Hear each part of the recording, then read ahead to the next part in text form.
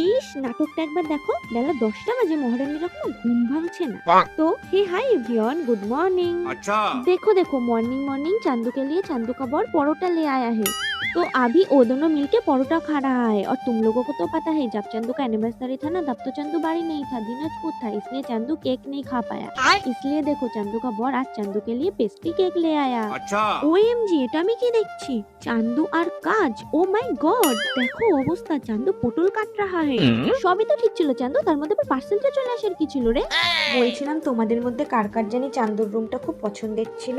আচ্ছা দেখো তো একবার চান্দুর রুমের অবস্থা, এখনো কি বলবে চান্দুর রুমটা তোমাদের খুব পছন্দের? না গাইজ, আমি তো মোটে 5 থেকে 6 দিন বাড়ি ছিলাম না, এর মধ্যেই আমার ঘরে ঝুল পড়ে পড়ে কি অবস্থা, দেখেই আমার মাথাটা পুরো ফেটে যাচ্ছে রে। এগুলো সব এখন আমাকে পরিষ্কার করতে হবে। ধুর, नहीं नहीं, मैं कोई काम नहीं करूंगी। 150 रुपया देके एक काजल लोग हायर कर लिया मैंने।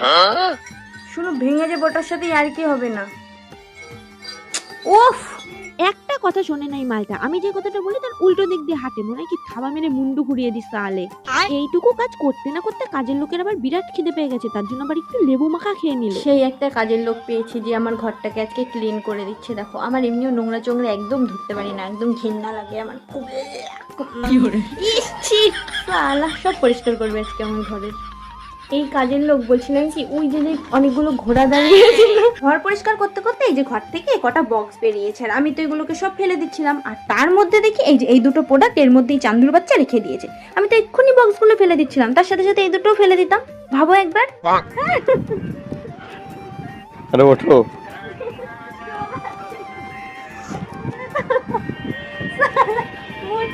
कितना भारी, রাখতে রাখতে আমার খাটে আমার নিজের শোয়ার জায়গা হবে।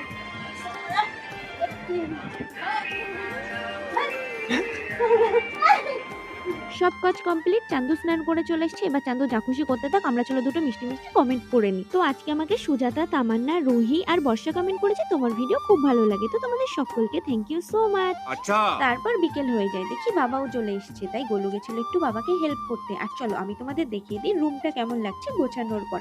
আচ্ছা, তোমাদের আমার রুমটা কেমন লাগে অবশ্যই কমেন্টে জানিও। আর তোমরা অনেকেই আমার কাছে রুম টুর চেয়েছো, বাট দেওয়াই হচ্ছে না।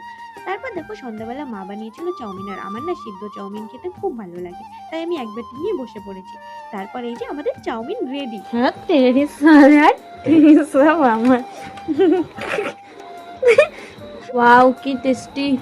আরে মুড়ো সালে, নিজের এক গামলা থাকতো, আমার তাই হামলা করছে। হাট শালা, তোমার কাছে আমি সেফ ফিল। পুরো ব্লগটা দেখতে হলে রয় চান্দু ফেসবুক প্রোফাইলে গিয়ে দেখতে পারো।